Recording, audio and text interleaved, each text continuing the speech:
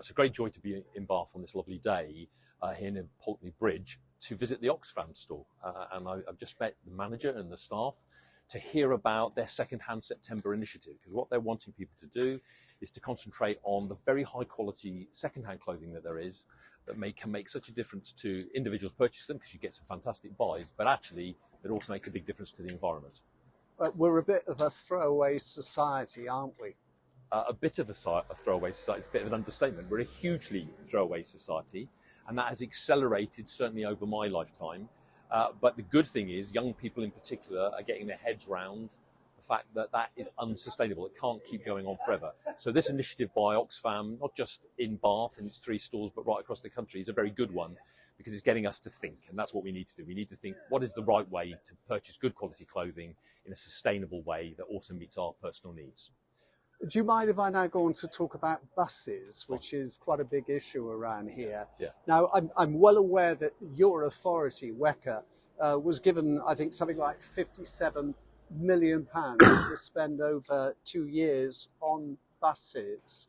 The issue for Bath seems to be that they've lost their direct services from North East Somerset, and they would say that the inbound bus service has been replaced, and I've had this quoted from one local councillor, with a badly designed West Link. Would you agree that the West Link isn't really fit for purpose? Well, look, first of all, what I'd say is that councils are really strapped. They've had a hard time for the last 13 years. Austerity has hit hard. They have statutory duties by law to protect children, look after older people. It's a tough time for them financially. So they're always going to look to people like me, where they feel I'm getting money for transport, to see if they can use it in ways that they could benefit from, rather than me being able to do my job. So let's just be clear. I sympathise with the councillors, but they have a different role, a different set of concerns. Now, in terms of Westlink, Westlink is designed to get people from their local homes to the main bus routes or other transport routes, be that railway stations or whatever, so that they can move on their journey to travel right across the region or across the country. It's not designed to be a local bus service, and that's entirely what the government gave the money for. That's what they agreed with me. That was the rules. And local councillors are asking for the rules to be changed, and that is something I can't do because the government give me this money. Am I not right in thinking, though, that the Minister has said recently that money can be spent on supported bus services, provided local authority contributions from normal budgets have been maintained? The West Midlands has just moved £40 million to do just this. Yeah, well, the West Midlands is a Tory combined authority. And what you've got here is a Tory government minister facing a lot of criticism over the summer about buses because they didn't deliver the monies they promised for buses right across the country. And so what that minister did at the dispatch box was talk about some possibility of flexibility. The problem is it's only a possibility, it's not a reality. So people can't be too hopeful about getting that flexibility, I'm afraid.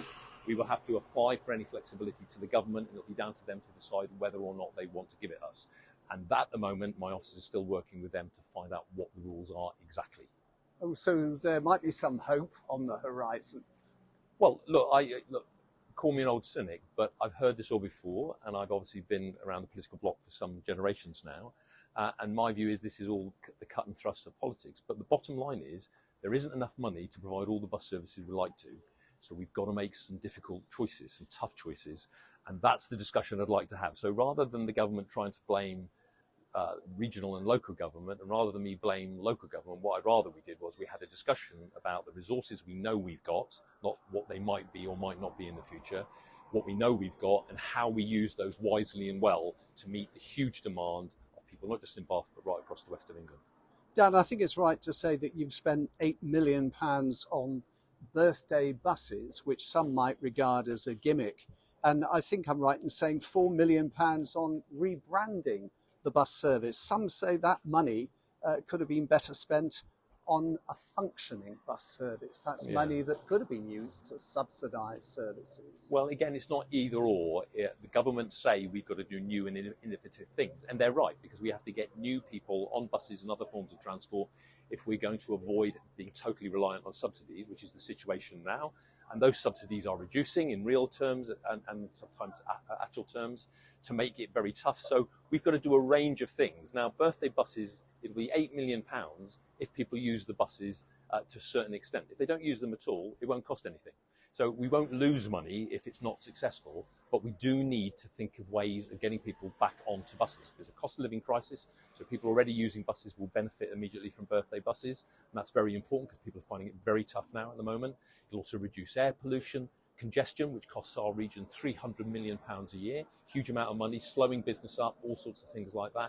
We also need to help the environment. We do need people, I'm not saying not to use cars at all, but to make fewer journeys in their car, and that means good quality buses, and we know that if people get a chance to use something for free over a duration of about a month, it's a very well-known business technique. If you can make a change for about a period of a month, that change is more likely to stick, and that's what we need. We need people over the long term to make that change of behaviour. Of course, when you're talking about wanting fewer people in cars, a lot of people working in Bath who may live in an area that has lost its direct bus service are going to do just that, jump in a car and drive into Bath. Well, it's a problem, and I'm going to be guilty of saying I'm not going to be critical of councils, and I'm probably going to do that now, but councils are responsible for subsidised buses. Those are the buses that will never make a profit, that commercial operators won't run, where there is a social need. And in real terms, they've introduced a cut because they've frozen the money that my officers get given to provide those services. And that's in the council's hands. It's not me who determines that amount of money, it's the councils. And what they've done is they've frozen it, and there's been an inflation rate in the bus industry of in the 40% over the last 18 months. So we know that with that rate of inflation, we're all experiencing this as individuals anyway. If you've got roughly the same amount of money, or exactly the same, and inflation's going up, we can't buy as much. And that's the problem. So that's why we need to get more passengers with birthday buses, because then I've made arrangements that the profits will then be shared, so we can then think about how we use those profits, not just to go to bus companies, but to us, to provide better services in the future. So it is a plan, but it still requires people to use buses, because if they don't use them, they're still going to lose them under whatever system we do. Very quickly, Dan, I know you're busy. From buses to bikes, Baines, like other authorities in the area, are doing a tryout of bike hangers. Now, I'm a cyclist. I'm lucky I can put my bike in a garage, but for people in flats in Bath, it's a bonus. But there are those saying this is a World Heritage City.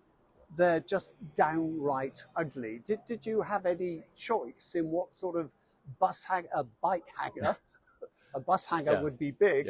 Bike hangers that could be used in Bath. Well, look, there is a trial going on in Bath and at other places right across the west of England, and it's exactly for these reasons, because the whole of the area isn't the same. And this is a fantastic World Heritage site here in Bath, of course, and it does need to keep that image and that presentation up. So that's why we do this trial with Bath and North East Somerset Council, because that's made up of the local councillors who hopefully represent the local people and reflect the concerns that you've just expressed. So we'll have a trial, and if it doesn't work out, we'll have to do something different and something better. You've reminded me of just one final thing to put to you. There's a man who went through to the Guildhall here saying, I had a long-term contract with a company operating rental scooters in Bath. Suddenly they turn up and take it away. I was not told what was happening. Will I be able to continue my contract with the new company that you have contracted for the area? What does the man do? In theory, all the things that have happened in the past should continue with a new operator. But the problem is, when one operator goes, they suddenly don't lose, or they lose interest in the area because they've obviously lost the contract. And I'm afraid that abruptness is a reflection of that situation, and that's unfortunate. But what we have, in light of what I've just said as well about making sure that we, the people, after all, we're the people who pay all the taxes, we, the people, must benefit from these investments that these things that we're making in scooters or whatever it might be. What I've done is I've made a deal so that some of those profits that the e-scooter company that's coming in will go to us, and we estimate that over a period of about 4 years that could be as much as £8 or £9 million. Before, we were getting nothing. So the change overall is better, but unfortunately there will be these abrupt changes, and I'm sorry for that, but it's just the nature of commerce and business. Should he contact the new company? Yes, he should. And if he has difficulty, he should contact me, because what we want is to enhance the service, make it better. And by enhance the service, I also mean making sure there's better parking, because e-scooters are not universally loved. They're very disliked by people, particularly people with disabilities or people who push buggies or whatever, because they have been strewn all over the place, sometimes being quite a hazard and causing injury in some extreme cases. And so we're trying to address that. So there's a much stricter contract with the new provider that designates parking areas and makes it that people must do that. Otherwise, they risk not being able to use the scooters in the future.